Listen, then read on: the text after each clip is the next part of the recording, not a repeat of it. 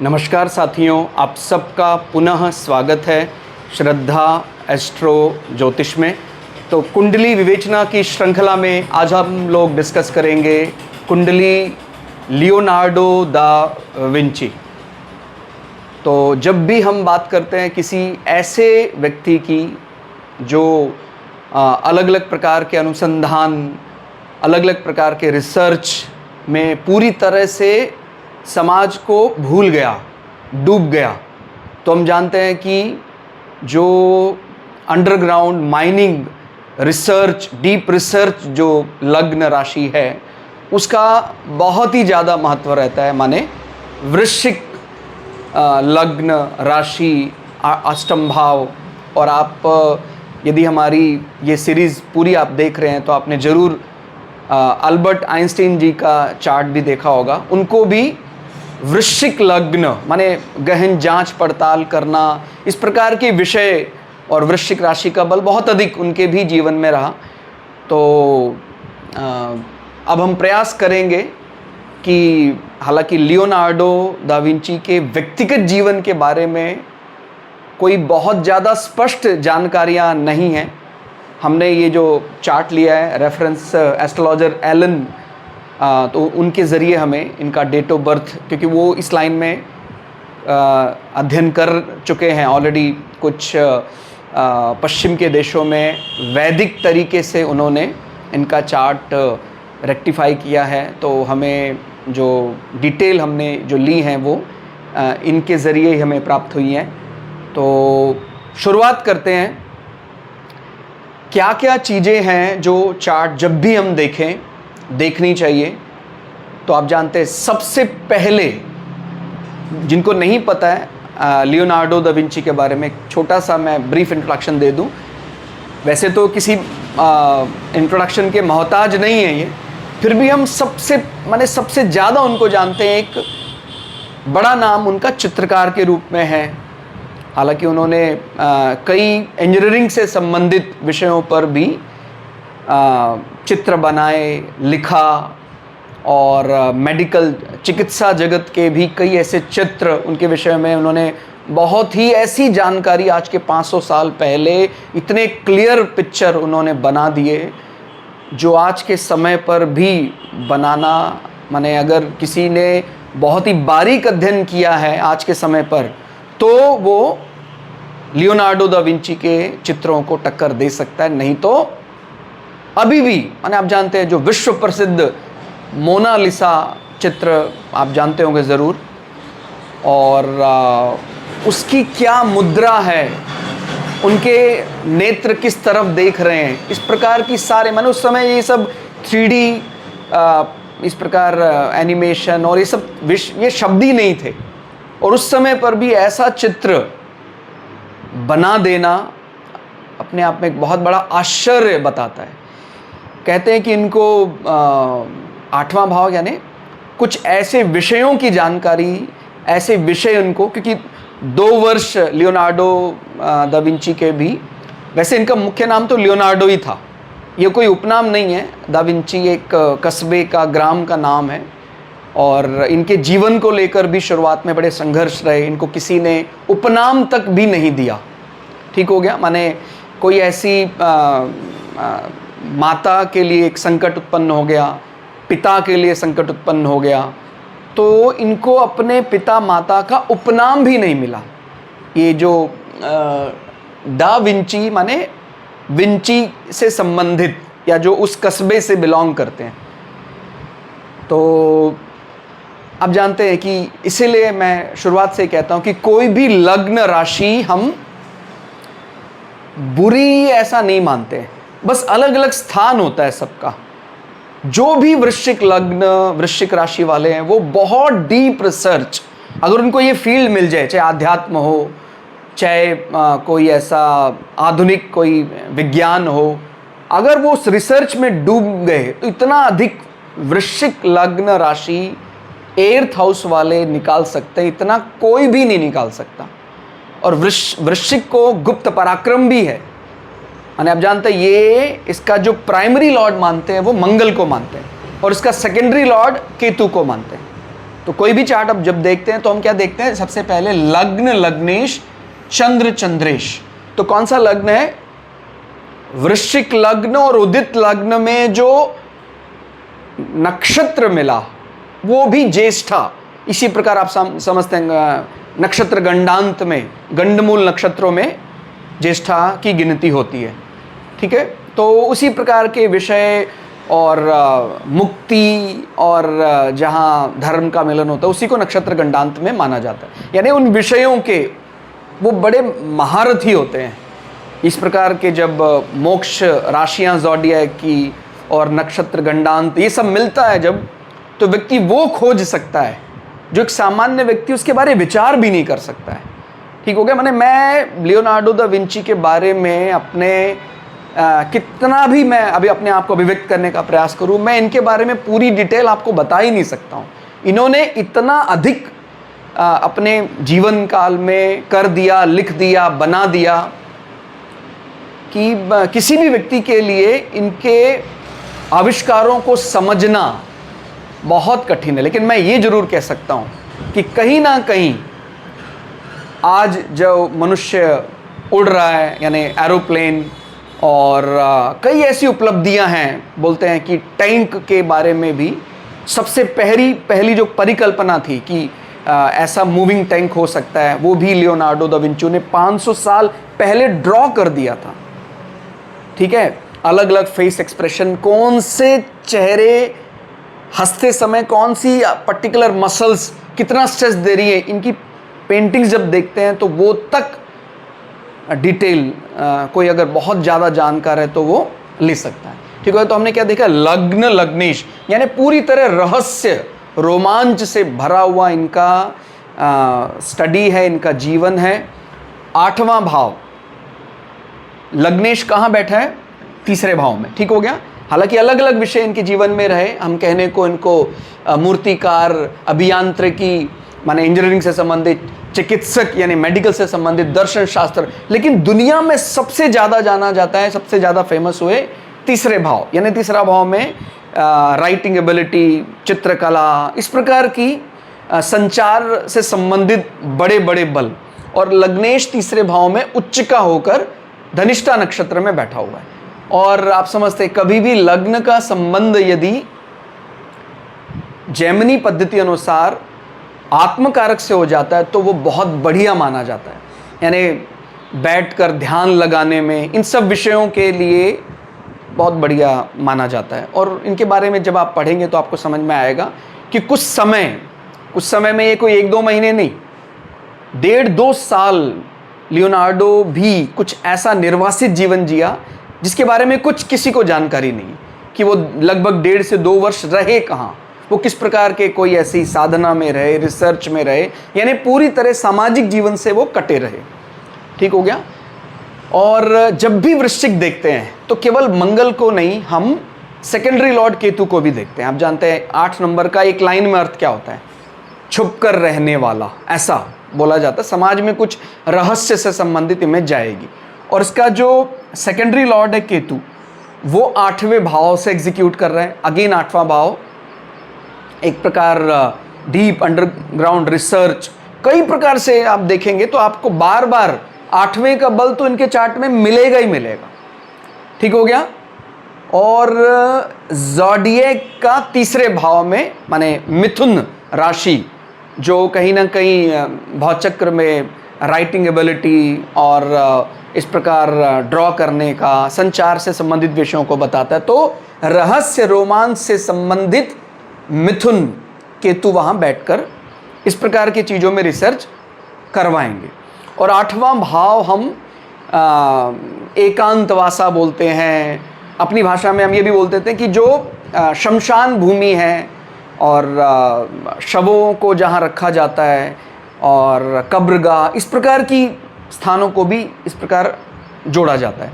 तो आप अगर लियोनार्डो दा विंची के जीवन के बारे पढ़ेंगे तो इन्होंने बहुत लंबा समय इस प्रकार से भी व्यतीत किया कि ये रात्रि के समय पर शमशान, या कहें जिस प्रकार का इनका देश काल परिस्थिति अनुसार जो भी इनका धर्म में होता है, ऐसे स्थान पर, माने कब्रगाह, वहाँ पर शवों को निकाल कर उनका एक प्रकार से अन्वेषण, उनके रिसर्च, उनके अलग अलग अंगों के बारे में जानकारी, उसके बाद उनको वैसा एज इट इज ड्रॉ करना। नहीं तो सामान्य व्यक्ति के लिए तो ये मतलब कल्पना में भी नहीं आ सकता है कि मैं इस प्रकार करूंगा बिना डर के।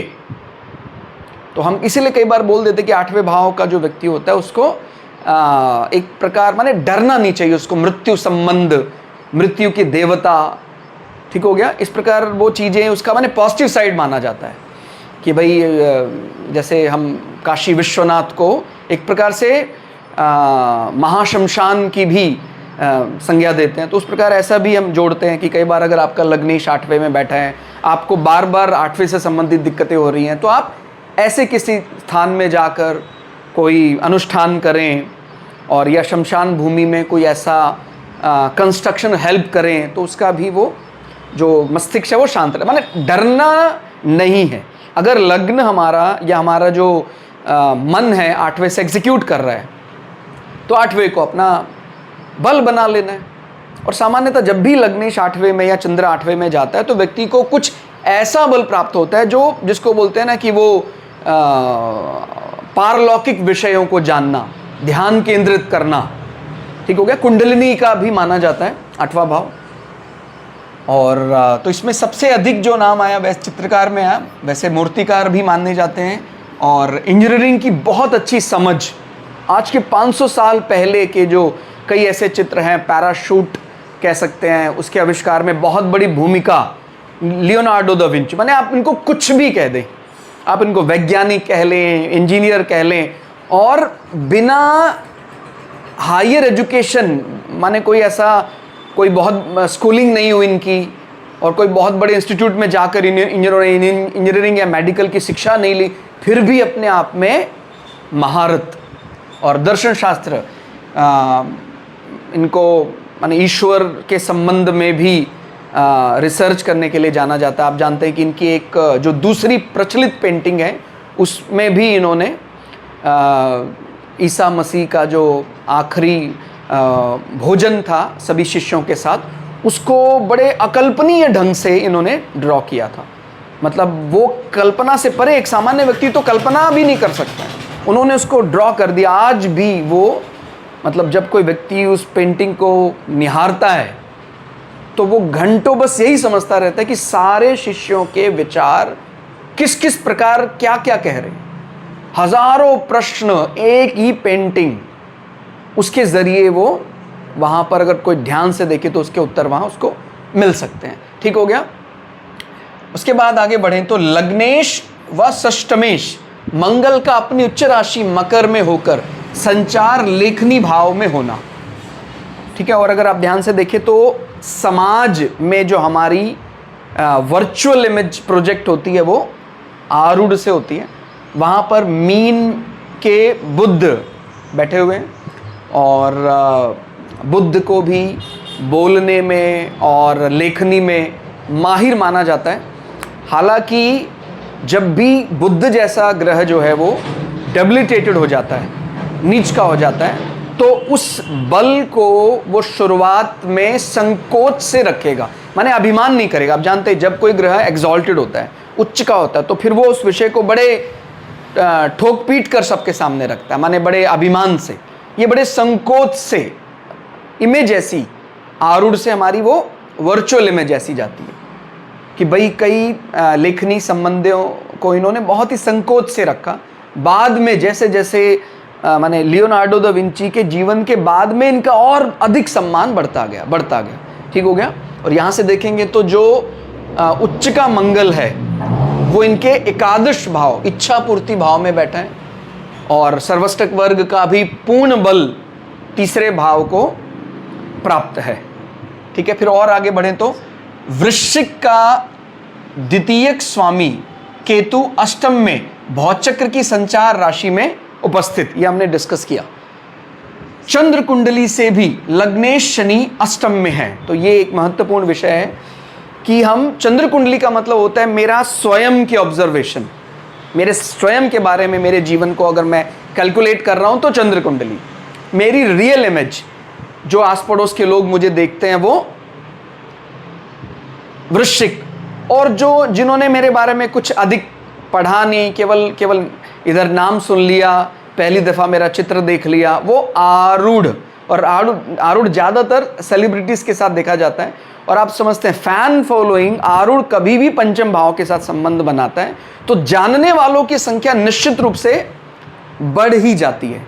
ठीक हो गया। तो पंचम भाव में आरूढ़ लग्न, क्योंकि पांचवा भाव होता ही फैन फॉलोइंग, एक प्रकार से जो इमेज के लिए ही देखा जा रहा है, वर्चुअल इमेज, जानने वालों की संख्या बहुत अधिक हो जाएगी। आप कह सकते हैं विश्व के करीब करीब सभी देशों में लियोनार्डो दा विंची को मानने वाले लोग मिल ही जाएंगे। ठीक है। और तो चंद्र कुंडली से भी लग्नेश शनि अष्टम में, माने अगर ये हम मेन कुंडली बना लेते हैं तो आप चंद्रमा का डिपॉजिटर देख रहे हैं कौन? शनि। और शनि यहां से गिनेंगे एंटी क्लॉकवाइज तो 8वें भाव में बैठे हुए हैं। ठीक हो गया। और चौथा भाव हृदय का होता है, भवन का होता है, मदरलैंड के प्रति अगाध श्रद्धा का होता है। तो ये चौथे भाव में गुरु और चंद्रमा, आप जानते हैं गुरु को चौथे भाव सबसे ज़्यादा पसंद है। आप ज़ोडिएक भौचक्र की कर्क राशि में बृहस्पति एग्जॉल्टेड होते हैं, तो भवन का, एक हृदय का वो मास्टर है बृहस्पति, और चंद्रमा की वो जमीन है। भौचक्र के अनुसार कर्क राशि चौथे भाव में पड़ता है।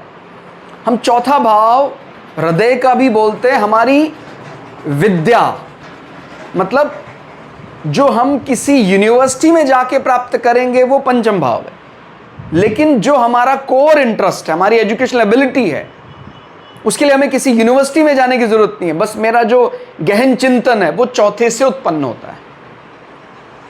तो आप देख पा रहे होंगे कि इनके 5वें भाव में तो थोड़ी त्रुटि, बुध बैठे हैं डेबिलिटेटेड होकर, 5वें का सर्वष्टक वर्ग भी सपोर्ट नहीं कर रहा है। यहां से 12 होकर बृहस्पति जो है, माने पंचमेश जो है, अपने से 12 होकर शनि के भाव में बैठा है, लेकिन चौथे भाव को बराबर मिला है। चंद्रमा यानी मन, बृहस्पति यानी विजडम, ज्ञान, तो दोनों का मिलन इनके हृदय में है। आप ये समझते हैं 4, 8, 12, जब भी कभी 4, 8, 12 के साथ संबंध आता है तो ये मोक्ष, डिपार्चर, इन विषयों के बारे में भी व्यक्ति सोचने वाला होता है। और आप लोग जो हमारे चैनल में वीडियो देख रहे हैं वो ये जानते हैं कि कभी भी गुरु का केतु के साथ संबंध एक प्रकार से सरल होता है उस व्यक्ति के लिए। छोड़ना, वैसे छोड़ना सबसे मुश्किल काम है। व्यक्ति जो जो बनाता है उससे वो इतना ज़्यादा प्रेम करने लग जाता है, हाय मेरा आविष्कार, ये मैंने बनाया है, मैं नीच को छोड़ सकता हूँ। लेकिन इस प्रकार के जो वैज्ञानिक स्तर के व्यक्ति हैं उनके मन में निश्चित रूप से ये डिटैचमेंट आना ही चाहिए। और जब केतु सेकेंडरी लग्न लॉर्ड होकर प्रभावित करता है, चंद्रमा को भी वो देख रहा है और बृहस्पति को भी देख रहा है, और बृहस्पति भी केतु को देख रहा है। तो जो केतु बृहस्पति संबंध है, हम इसको अगर मोक्ष भावों में, मोक्ष राशियों में बनता है तो ये डिपार्चर ऑफ सोल में एक विशेष प्रकार का बल, एक विशेष दृष्टि देता है। नहीं तो हम ज़्यादातर, हम में से, इसमें मैं भी शामिल हूँ, जब मैं हम की बात करता हूँ, ज़्यादातर व्यक्ति डिपार्चर ऑफ सोल, मोक्ष के प्रति एक अजीब सा डर रखते हैं। लेकिन गुरु केतु संबंध जब बनता है तो वो, ये कभी भी 4, 8, 12 का जो उनके लॉर्ड हैं, 4, 8, 12 में मुख्य मुख्य ग्रह हैं, ज़ोडिएक की कर्क, वृश्चिक और मीन राशि में अधिक बल दिखाई देता है, तो व्यक्ति को मुक्त होने के प्रति, मुक्ति के प्रति उसका बड़ा आकर्षण होता है।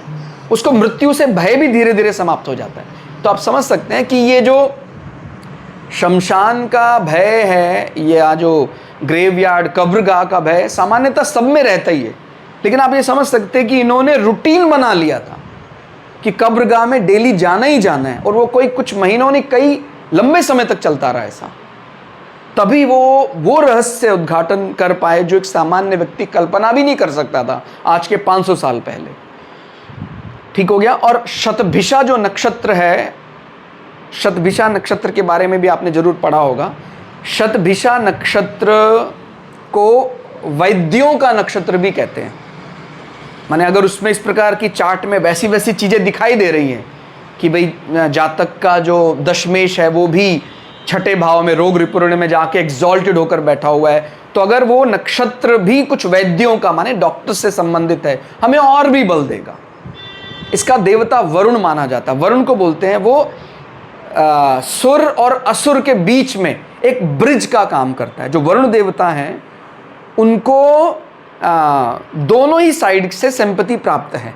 हालांकि वो देव पक्ष से ही है, फिर भी इनको एक ब्रिज का काम, माने वो असुर पक्ष को भी टैकल करना, समझाना बखूबी जानते हैं। ठीक है, तो इनके देवता के बारे में वो हम नक्षत्र वीडियो में आपने जरूर देखा होगा।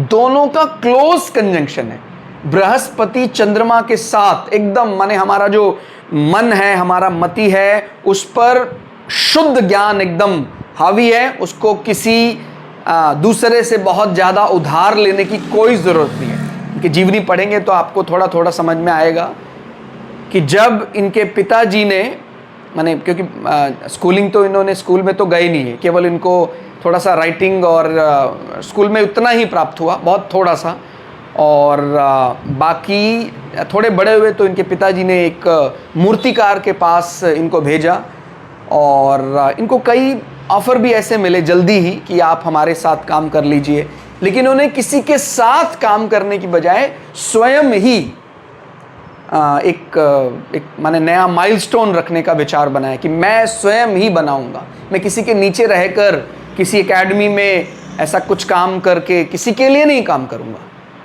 तो ये तभी है जब इनको पता है क्या करना है। और शनि जो इनका राशि स्वामी है वो इच्छा पूर्ति भाव में वक्री होकर बैठा है। वक्री का मतलब बोल्ड एंड अलोन, मतलब बड़ा ही ज़्यादा उन विषयों को लेकर जो कारकत्व होते हैं और जो संबंधित विषय होते हैं, जातक उन विषयों को लेकर बड़ा ज़्यादा स्वाभिमानी या अकेले चलने वाला हो जाता है। मुझे पता है मुझे क्या करना है। तो फोर्थ लॉर्ड शनि वक्री है, थर्ड लॉर्ड शनि वक्री है, तो इनको पता है कि क्या लिखना है, क्या ड्रॉ करना है, दूसरा क्या बोल रहा है, कुछ भी बोल रहा है। माने उस समय तक वैसी पेंटिंग, वैसी मूर्ति कला कोई सोच भी नहीं सकता था, माने व्यवहार से अलग हटकर। और इसी प्रकार से उस समय का जो इनका विद्या है वो सब एकदम ट्रेंड से अलग हटकर, जो लोक प्रचलित व्यवहार होता है कि इसी को फेमस माना जाएगा, उससे अलग हटकर एक नया ही कार्य करना, और उससे अपने को इच्छा पूर्ति भी होगी।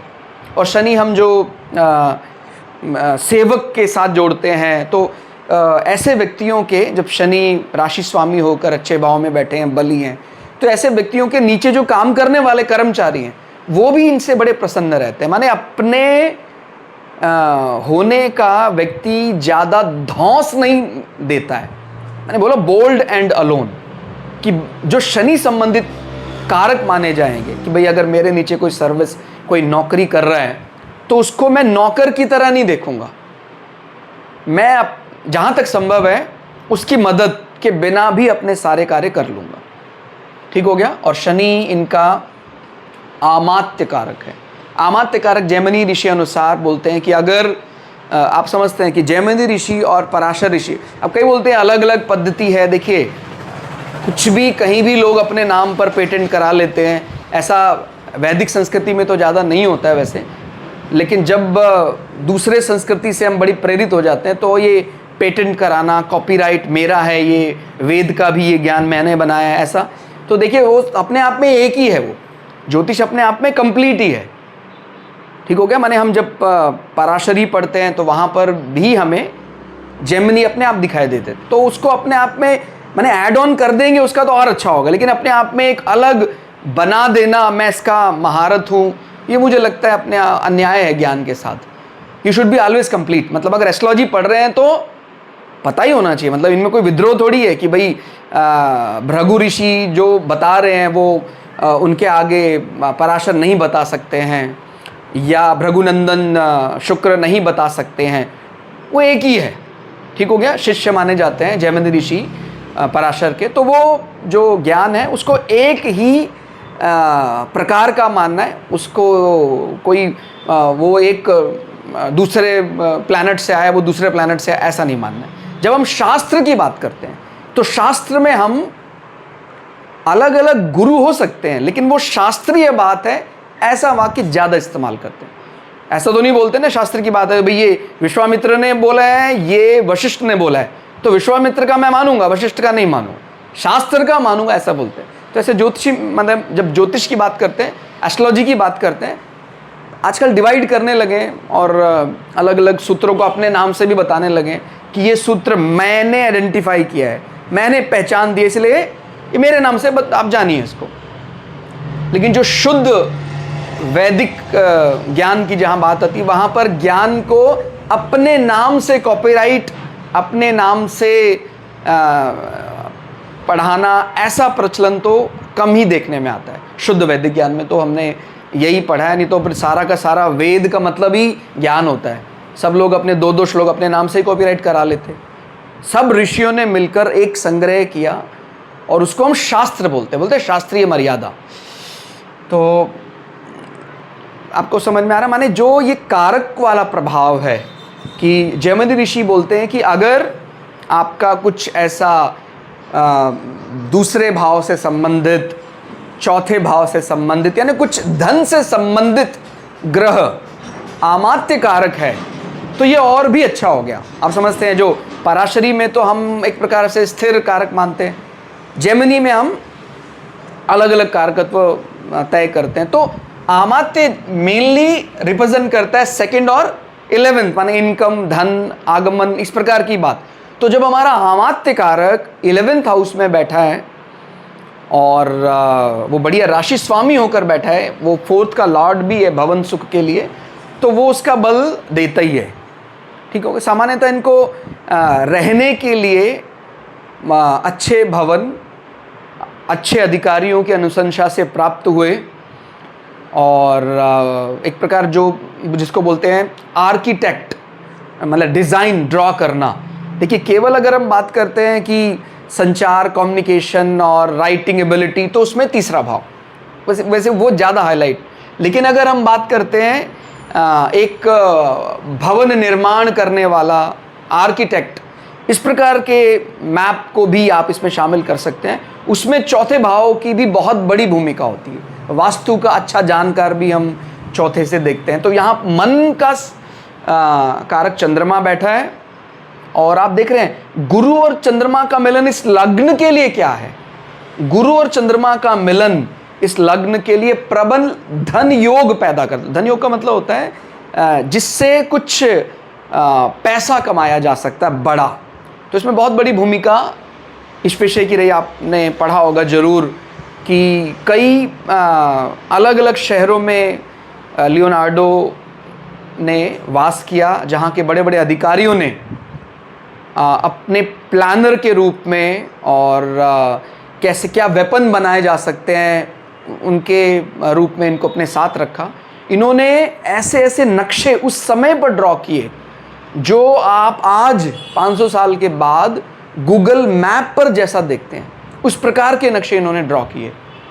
तो आप समझ सकते हैं वो अकल्पनीय है, मतलब अगर उसको सांसारिक दृष्टि से देखिए वो कल्पना से परे है, वो आ ही नहीं सकता। कैसे इन्होंने क्या विचार किया होगा। तो ये सब जो चीज़ें होती हैं जो मेरे समकाल में एग्जिस्ट नहीं कर रही हैं, फिर भी मुझे मिल जाती है किसी तरह से यदि, तो मुझ पर कुछ रहस्यमयी जो भाव हैं, एस्ट्रोलॉजिकली मैं बता रहा हूँ, और रहस्यमयी जो राशियाँ हैं उसको वो डिकोड करना जान जाता है। 4, 8, 12 भाव, 4, 8, 12 राशियाँ, ठीक हो गया। हम अपनी भाषा में अलग अलग प्रकार से जागरण, कुंडलिनी ऐसे ऐसे बोलते हैं। तो इसका बहुत बड़ा बल था। माने नवमेश यानी भाग्येश भी कह सकते हैं, पंचमेश और धनेश, दोनों का, माने धनेश और नवमेश कह के आप चाहे मिला लें, पंचमेश और नवमेश कह के मिला लें, दोनों का मिलन इस पर्टिकुलर लग्न के लिए आप समझ रहे हैं कितना ही अच्छा माना जाएगा, बहुत बढ़िया माना जाएगा। तो मैंने कुछ पुराने वीडियो में भी ये बात बताई थी, कभी भी नवम भाव पंचम भाव, लग्न भाव, इनके स्वामी मिल रहे हों, कहीं स्वराशि के हों, तो जातक का भाग्य अपने लिए तो है ही, वो दूसरे के भाग्य को भी चमका देता है। ठीक हो गया। वो लक्ष्मी त्रिकोणों का मिलन या लक्ष्मी त्रिकोणों का स्वराशि होना, अच्छे स्थान में बैठना, चार्ट को बहुत बड़ा बल प्रदान कर देता है। ठीक है। और एकदम दोनों ही, ये तो जितना ज़्यादा क्लोज है उतना ही बढ़िया है। ठीक है। फिर हम अष्टम का प्रभाव शमशान, कब्रिस्तान, एकांत स्थानों में विशेष रुचि देता है, तो वो बात हमने डिस्कस की। अधिकतर रहस्यमय पेंटिंग केतु महादशा के दौरान ही बनी। तो अगर किसी का पूरी तरह सांसारिक जीवन में इंटरेस्ट है, उसको तो केतु थोड़ा बुरा लग सकता है कि भाई मुझे, तो मैंने ये भी बताया कि कभी कभी केतु की महादशा आ रही है, तो आप यदि आठवां भाव यानी कुंडलिनी जागरण विषय के बारे पढ़ने लग जाएं, सीखने लग जाएं, अकल्ट एस्ट्रोलॉजी सीखने लग जाएं, ऐसे कुछ विषयों के साथ, या जो बहुत डीप रिसर्च कर रहे हैं, एंटी वेनम एक्सपेरिमेंट कर रहे हैं, कुछ माने कुछ हैकर से बचने की कुछ टेक्निक बना रहे हैं, ऐसी चीज़ों के लिए, डीप अंडरग्राउंड रिसर्च करने के लिए केतु की महादशा बहुत ही कारगर होती है। लेकिन केतु की महादशा में आपका चार्ट एकदम सही है और केतु की महादशा में आपने बहिर्मुखी होकर बहुत बड़ी बड़ी पार्टियां ऑर्गेनाइज की, ज़्यादा एक्सपोज होने का प्रयास किया, तो फिर वो बैक फुट पर ले आएगा, उल्टा स्टेप बैक करना पड़ेगा। तो इसलिए केतु पर जनरली ऐसा आध्यात्मिक चिंतन और रिसर्च के लिए बहुत बढ़िया टाइम होता है। तो इन्होंने बहुत लंबा समय जो मुख्य पेंटिंग को दिया, केतु की महादशा में ही दिया। तो आप समझ सकते हैं, अगर इनके व्यक्तिगत जीवन के बारे बात करें तो कोई ज़्यादा जानकारी इनके व्यक्तिगत जीवन के बारे आ ही नहीं पाए। भाई एक तो होता है कि भाई व्यक्तिगत जीवन क्या मेरा वो खाली है, मैंने बता दिया खाली है। एक मेरा व्यक्तिगत जीवन है खाली है, भरा है, लेकिन मैंने बताया ही नहीं। उसको भी एस्ट्रोलॉजी में क्या बोलते हैं कि अगर कभी भी लग्न से 8वें भाव में सर्वष्टक वर्ग अंक कम हो, डिटैचमेंट प्लैनेट बैठे हो, तो व्यक्ति अपने बारे में ज़्यादा बात बताता ही नहीं है। खासकर 8वां भाव, organ satisfaction, in laws family, long term investments, इनके बारे में वो कोई ज़्यादा बातचीत नहीं करता है। ठीक हो गया। और 12वां भाव जो होता है वो दूसरे लोग जो मेरे बारे बताते हैं, वो 12वें भाव से देखा जाता है। तो आप देख रहे हैं यहाँ पर सर्वष्टक वर्ग 22 है, केतु डिटैचमेंट प्लैनेट बैठा है, तो अपने बारे या अपने ऑर्गन सेटिस्फैक्शन के बारे में इन्होंने ज़्यादा जानकारी नहीं दी, कुछ ऐसा बताया ही नहीं। माने इनका मैरिज पार्टनर के बारे में कोई जानकारी नहीं है, इनके ऑर्गन सेटिस्फैक्शन, संतान, इस प्रकार का कोई जानकारी। अगर हम पंचम भाव इनके रोमांस, संतान के साथ देखते हैं तो वहाँ भी डेबिलिटेटेड, अष्टमेश जो है वो नीच का होकर बैठा है, तो संतान के बारे में भी इनके कोई इस प्रकार का जानकारी नहीं समझ में आता है। ठीक होगा। एक प्रकार से इनडायरेक्टली प्रत्यक्ष अप्रत्यक्ष देखते हैं। मैंने बताया था कि कभी भी बुध का संबंध केतु के साथ, भाई जैसे बुध की राशि में केतु बैठा है और बुध को जो है वो बिना जेंडर के हम एस्ट्रोलॉजी में मानते हैं, और केतु भी डिसाइडेड नहीं है, तो कुछ इस प्रकार का अपभ्रम भी कई बार ऐसे व्यक्तियों को, ऐसे जातकों को होता है, बुध और केतु का प्रत्यक्ष अप्रत्यक्ष संबंध। ठीक है। 8वें भाव में केतु और कम अष्टक वर्ग व्यक्ति को अपने निजी जीवन के बारे में अधिक जानकारी समाज में नहीं देने देता। द्वितीयेश, पंचमेश, नवमेश का चतुर्थ भाव में प्रबल धन योग, और ये एग्जीक्यूट माने ये धन योग जो बन रहा है वो 4th हाउस, रियल एस्टेट, जमीन, आर्किटेक्ट, रहना, रिहायशी, इन विषयों के साथ निकल रहा है। कलात्मक ग्रह शुक्र नवमांश, दशमांश में भी बली। हालांकि हम बहुत अधिक विश्वास D9, D10 चार्ट पर नहीं कर सकते हैं। जैसे मैंने बताया कि हमें एस्ट्रोलॉजर एलन के ज़रिए इनका डिटेल प्राप्त हुआ, फिर भी हम D9 और D10 के बारे में एकदम श्योर नहीं हो सकते हैं। लेकिन अगर हमें जो प्राप्त हुआ है कि आप बोलते हैं ना कि भाई जब भी प्रश्न कुंडली बनाई, हमारे हाथ में जो चार्ट लगा है उस प्रश्न के माने उस कुंडली के हिसाब से ही जो ज्योतिषी है वो फलित करता है।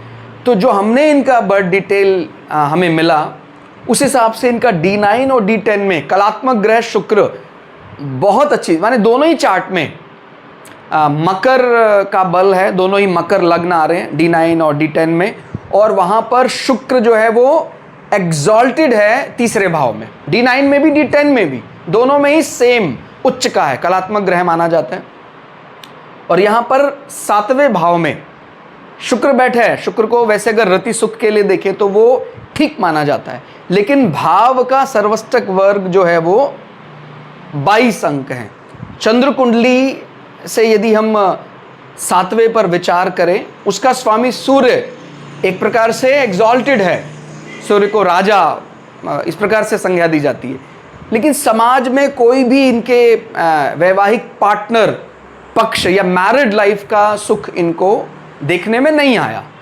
ठीक हो गया, माने 7वां 8वां, हालांकि दूसरा भाव जो होता है वो कुटुंब गैदरिंग के लिए देखा जाता है। जो सिटिंग एलिमेंट है राहु, वो तो ज़्यादा अच्छा नहीं है, लेकिन जो डिपॉजिटर है माने दूसरे का स्वामी जो है वो चतुर्थ में बैठकर धन योग बना रहा है, तो डिपॉजिटर अच्छी स्थिति में है। राहु एक प्रकार जो त्वरित प्रभाव है वो थोड़ा सा कमज़ोर कर रहा है, लेकिन इनको ओवरऑल कुटुंब से लाभ मिला ही है। मतलब कुछ आप पढ़ेंगे इनके जीवन के बारे में तो इनके जीवन पर कुछ समय ऐसा भी रहा, लिटिगेशन हैंडल, थोड़े समय पर परिवार के लोगों ने इनकी मदद भी की। ठीक हो गया। और आप देख सकते हैं राहु की पंचम दृष्टि भी हम मानते हैं 1 2 3 4 5, तो वो लिटिगेशन हैंडल में सूर्य थोड़ा बाधित भी हुआ। सूर्य यानी एक प्रकार से पिता पक्ष, पिता का बल, तो और उससे वो पाक साफ निकल भी आए। तो इस प्रकार की चीज़ें भी लियोनार्डो दा विंची के चार्ट से आप कनेक्ट कर सकते हैं, जानने का प्रयास कर सकते हैं। ज़ोडिएक का जो वृषभ है, वृषभ राशि, सामान्यतः हम बोलते हैं इसको, ये चंद्रमा की फेवरेट राशि है। चंद्रमा एग्जॉल्टेड होता है, तो कुटुंब का एकत्रण, परिवार।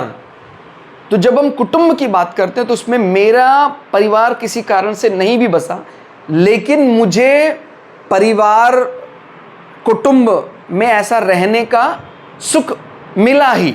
ठीक हो गया। जैसे मैंने बोला, लियोनार्डो को चाहे किसी ने अपना उपनाम नहीं भी दिया, लेकिन इनके पिता का संरक्षण, इनके चाचा का इनके प्रति प्रेम लगाव वो शुरू से एक प्रकार से रहा। चाहे ये एकांतवासा में कितने ही रहे, लेकिन उनको स्नेह था, इनके चाचा इनके पिता को इनसे काफ़ी स्नेह था। ठीक है। तो शुक्र का कुटुंब राशि में बैठना, कुटुंब भाव का बल, चाहे ये इंटरेस्टेड नहीं भी हो, लेकिन इनके जीवन में कुटुंब भाव का बल रहा। वो इनकैश करा पाएंगे कि नहीं करा पाएंगे वो एक अलग विषय है, लेकिन इनको कुटुंब भाव इनको अवेलेबल था। और वैवाहिक संबंधों की दृष्टि से सप्तम अष्टम पंचम के सर्वष्टक वर्ग बेहद कम है। कर्मेश सूर्य का रोग रिपु ऋण भाव में उच्च का होना, जैसे मैंने बताया कि दशम भाव हमारा ऑफिस स्टेटस ओवरऑल होता है, तो वो छठे भाव को हम रोग यानी मेडिकल, इन सब विषयों के साथ संबंध बनाना, रिपु यानी लिटिगेशन हैंडल करना। तो ये एक प्रकार से सत्ता के प्रभाव से कहें या पिता के प्रभुत्व के कारण इनको लिटिगेशन हैंडल में समस्याएं ज़्यादा नहीं हुई। तो ओवरऑल जो चार्ट अगर आप देखें, कोई भी जो रिसर्च करने वाले लोग हैं, वैज्ञानिक, उनके लिए जो 8वां भाव है, 8वीं राशि है, ये बहुत ही बड़ा रोल प्ले करता है।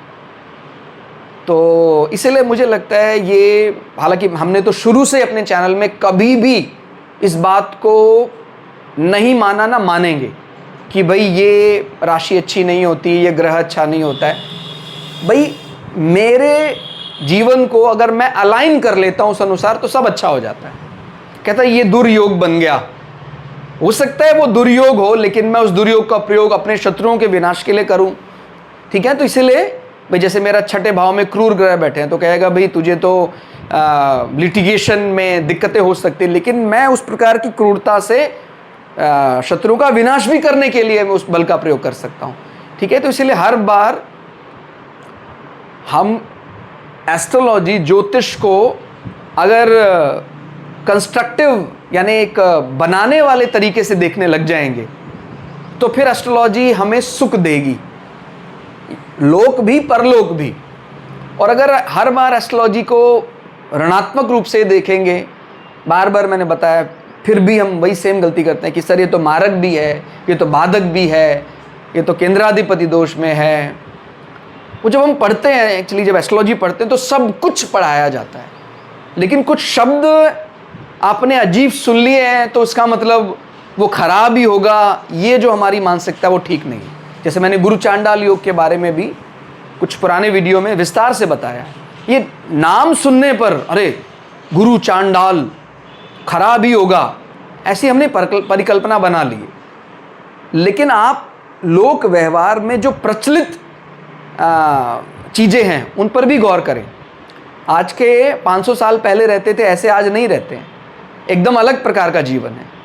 यूरोप में, अमेरिका में 500 साल पहले जाते थे तो प्रायश्चित करने के लिए भी कुछ विधान थे, अभी जानते हैं अच्छा माना जाता है। तो कुछ चीज़ों को हम देश काल परिस्थिति अनुसार ढाल लेते हैं, उसको हम कभी बल नहीं मानते थे, अभी बल मानते हैं। आज के समय पर हमें मतलब निश्चित बात है ये तो कि आज के समय 500 साल पहले जब कोई ऐसी पूजा पद्धति अलग थी ही नहीं तो हमें अपनी ही पूजा पद्धति को मानना है। लेकिन धीरे धीरे फिर विस्तार होने लगा, दूसरे सभ्यताओं का, धर्मों का क्लैश होने लगा, फिर उसके बाद वो मिलकर रहने लगे। तो जब एक नया पूजा पद्धति हमारे सामने इंट्रोड्यूस हो जाता है और उसके बाद फिर हम एक ये जो शब्द इस्तेमाल करते हैं कि धर्म निरपेक्ष होकर रहना, तो वहाँ पर मुझे लगता है काफ़ी हद तक बृहस्पति और राहु का मिलन एक एडवांटेज दे देता है। ठीक हो गया? तो कोई भी चार्ट गलत नहीं है, कोई भी कॉम्बिनेशन गलत नहीं है, हम उसको गलत समझ रहे हैं। ईश्वर कृपा करे तो सही समझ में आ जाएगा, क्योंकि अल्टीमेटली यही ट्रुथ है, यही सच्चाई है कि एक ना एक दिन सबको ही, मतलब किसी को जल्दी होता है, किसी को थोड़ा देर में हो जाता है, तो ये रियलाइज हो ही जाता है कि सब कुछ अखिल ब्रह्मांड में जो व्याप्त है वो सब परमात्मा ही है। ठीक है, वो आप अलग अलग फिलॉसफी पे चल सकते हैं। कोई बोलता है नहीं सर मैं उसमें नहीं मानता हूँ, मैं तो अद्वैत मानता हूँ, मैं द्वैत मानता हूँ, मैं ये मानता हूँ, कुछ भी मानते हैं, लेकिन एक ना एक दिन समझ में आ ही जाता है। और इसीलिए एस्ट्रोलॉजी के लिए बहुत ज़रूरी है, एस्ट्रोलॉजर के लिए, कि वो बहुत सूक्ष्म अध्ययन करे धर्म अर्थ काम मोक्ष, कर्म फल क्या है, कैसे काम करता है। और उसमें हमारा दूसरा चैनल है श्रद्धा वेद पुराण, वो आपकी काफ़ी हेल्प कर सकता है। और आप लोगों का सहयोग यदि मिलता रहा तो भगवत गीता के 700 के 700 श्लोक, अभी हम 8 अध्याय मिड में आ चुके हैं, बाकी हम आप लोगों का प्रोत्साहन मिल रहा है, इसीलिए हम बढ़ रहे हैं धीरे धीरे। तो हम 700 के 700 श्लोक हिंदी में उनका अर्थ रिकॉर्ड करें, आप लोगों के सामने रखें, तो आप लोगों के लिए यहाँ बहुत हेल्पफुल हो जाएगा। तो आज के लिए इतना ही। आप इनको जितना ज़्यादा पढ़ेंगे, इनके बारे में जितना ज़्यादा जानेंगे, आपको और ज़्यादा रोमांच उत्पन्न हो जाएगा। जैसे हमने अल्बर्ट आइंस्टीन के बारे चार्ट में पढ़ा था, काफ़ी सिमिलैरिटीज़ भी आपको मिलेंगी उनके चार्ट के साथ। ठीक है, आज के लिए इतना ही। ये वीडियो आपको कैसा लगा कमेंट करके ज़रूर बताइएगा। जय श्री भगु पराशरा, जय श्री शुक्राचार्य, नमस्कार।